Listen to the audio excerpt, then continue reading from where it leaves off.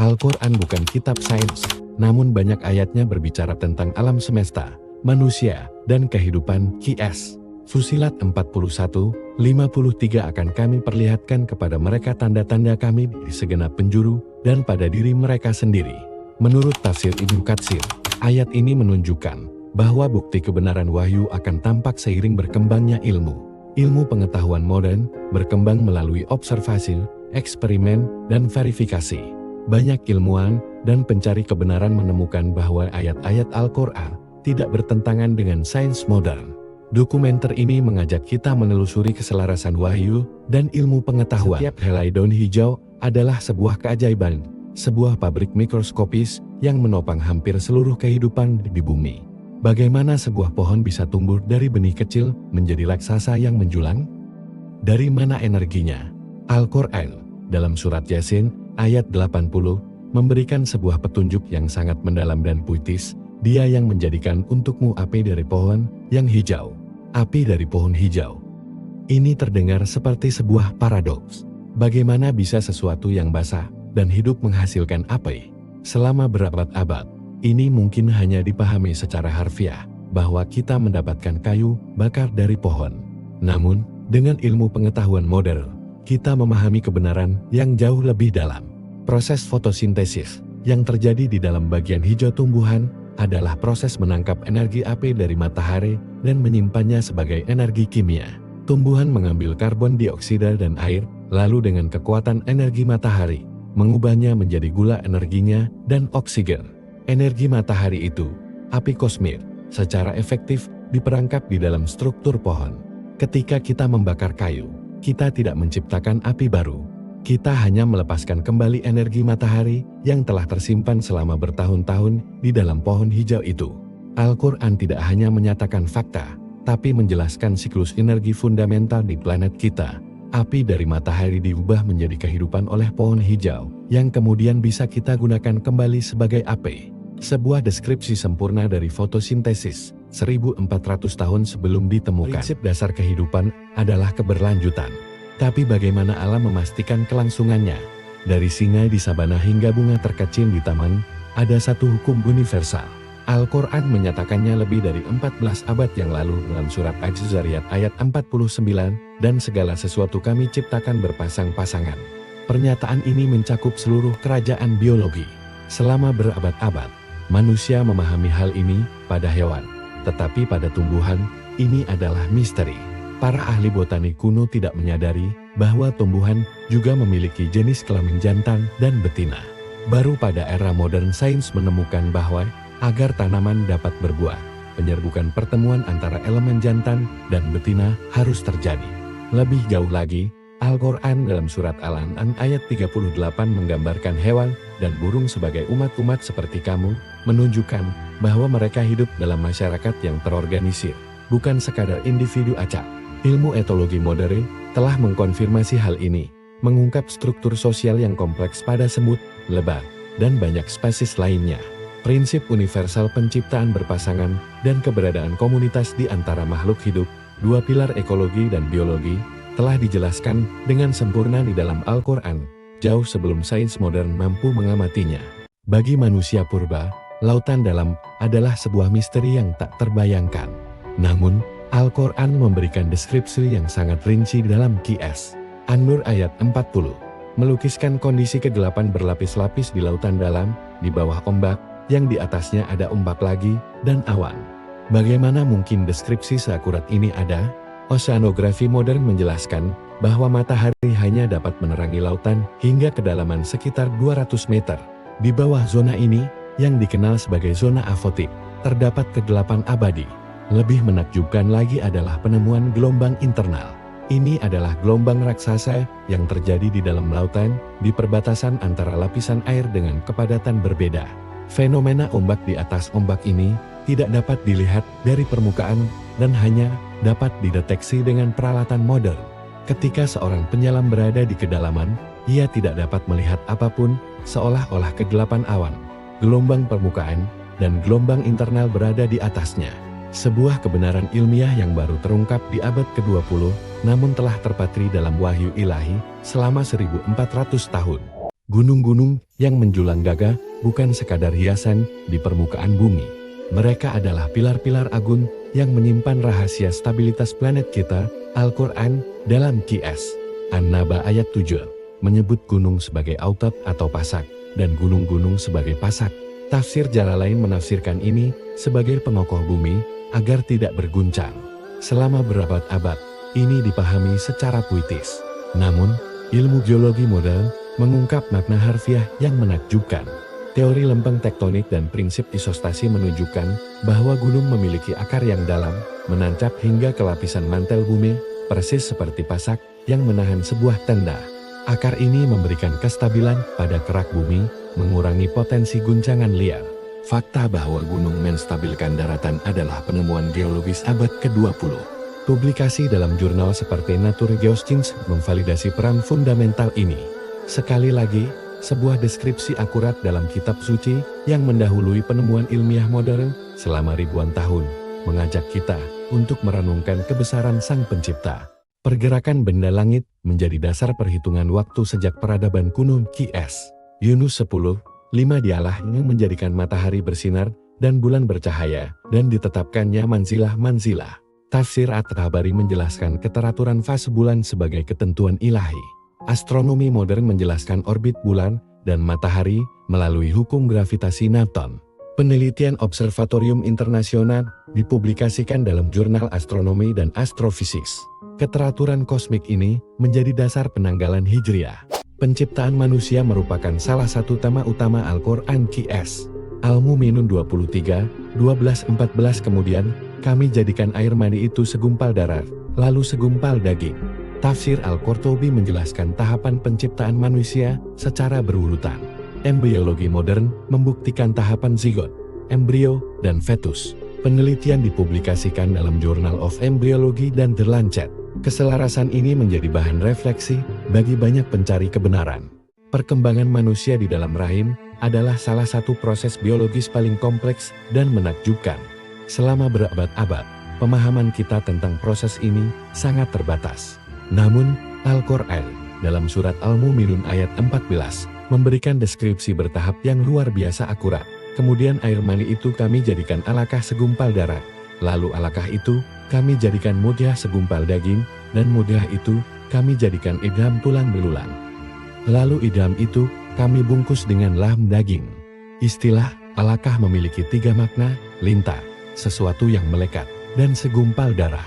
Embriologi modern menunjukkan bahwa embrio pada tahap awal memang menyerupai lintah, melekat pada dinding rahim, dan kaya akan darah. Selanjutnya, tahap mudghah zat seperti kunyahan secara akurat menggambarkan penampilan embrio ketika somit-somitnya mulai terbentuk, menyerupai bekas gigitan.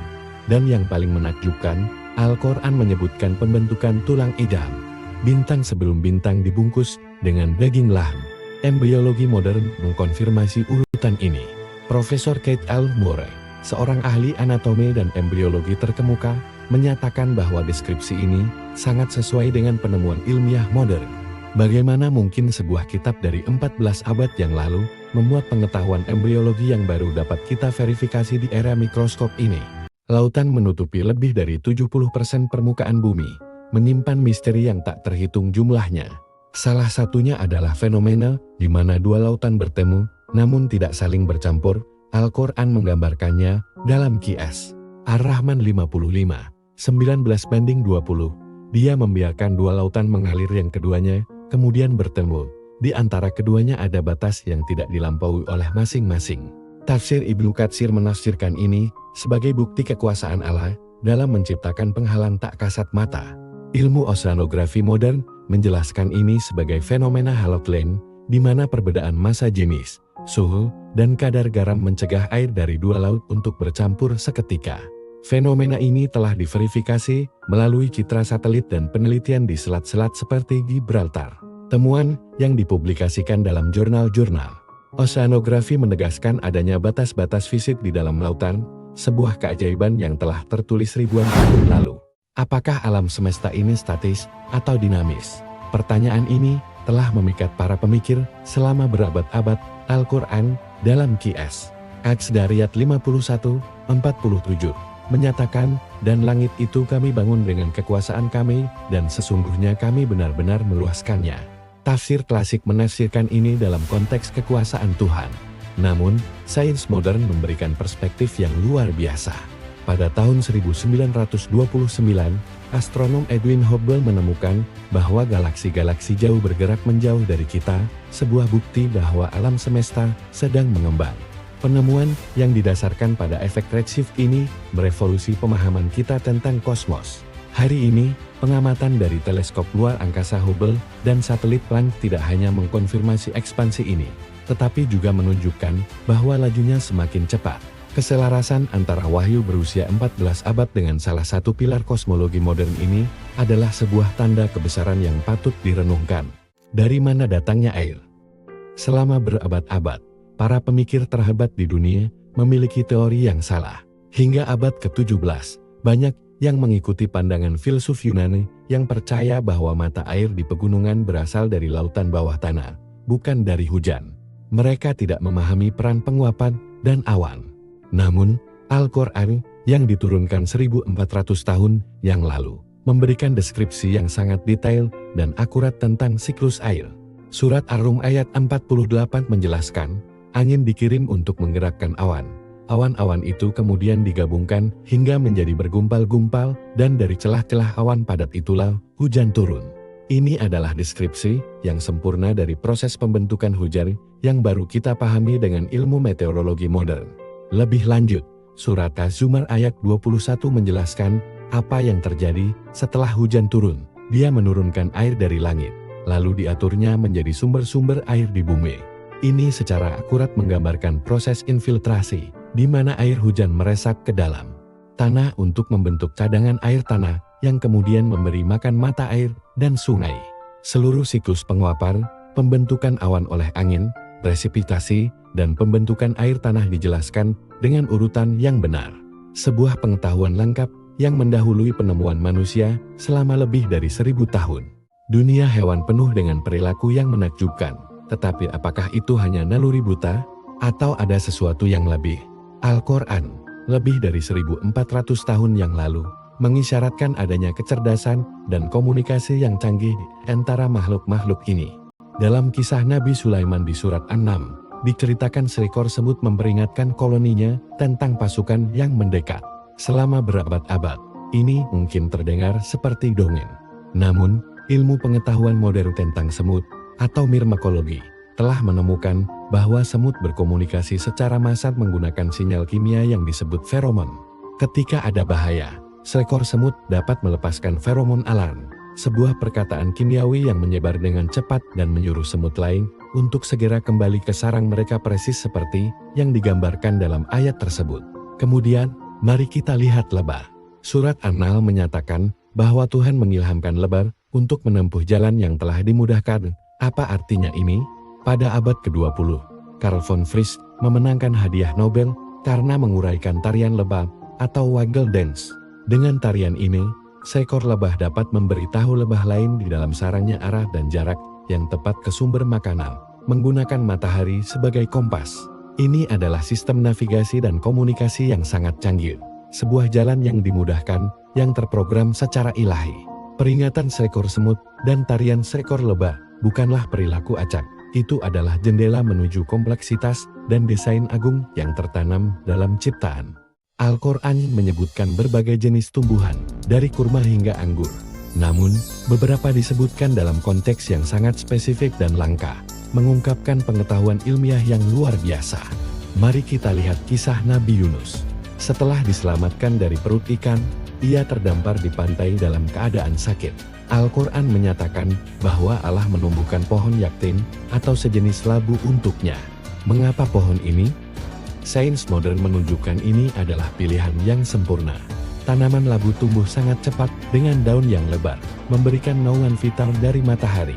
Lebih menakjubkan lagi, penelitian menunjukkan tanaman ini secara alami mengusir serangga, melindungi tubuh yang lemah dari lalat dan infeksi.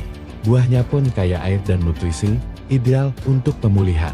Pilihan yaktin bukanlah kebetulan, melainkan pertolongan pertama medis yang sempurna. Contoh lain adalah pohon zaitun yang disebut sebagai pohon yang diberkahi. Surat An-Nur menggambarkannya memiliki minyak yang seolah bersinar. Hari ini, kita tahu minyak zaitun adalah salah satu lemak tersehat, penuh dengan antioksidan dan senyawa antiinflamasi yang mendukung kesehatan jantung dan otak. Cahayanya bukan hanya kiasan, tapi representasi dari manfaatnya yang mencerahkan bagi tubuh manusia. Dari pohon labu yang menjadi apotek darurat hingga zaitun yang menjadi sumber kesehatan, Al-Quran menunjukkan bahwa setiap flora yang disebutnya memiliki tujuan dan hikmah yang mendalam, membuktikan adanya desain yang maha mengetahui. Besi adalah tulang punggung peradaban dan komponen vital dalam darah kita. Namun, dari mana elemen ini berasal? Al-Quran, dalam surat yang bahkan dinamai Al-Hadid atau besi, menyatakan pada ayat ke-25, dan kami turunkan anzalna besi, yang padanya terdapat kekuatan hebat dan berbagai manfaat bagi manusia. Kata kerja anzalna, yang berarti kami turunkan, selama ini sering ditafsirkan secara metaforis. Namun, astrofisika abad ke-20 memberikan makna harfiah yang mencengangkan.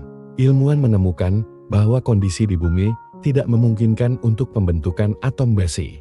Unsur ini hanya dapat ditempa dalam tungku nuklir bintang-bintang masif. Ketika bintang-bintang ini mati dalam ledakan dahsyat yang disebut supernova, mereka menyebarkan besi ke seluruh kosmos. Besi yang membentuk inti planet kita dan yang mengalir dalam pembuluh darah kita secara harfiah adalah debu bintang yang diturunkan ke bumi miliaran tahun yang lalu. Sebuah fakta ilmiah yang menegaskan ketepatan deskripsi Al-Quran dengan cara yang tak terbayangkan oleh generasi-generasi sebelumnya.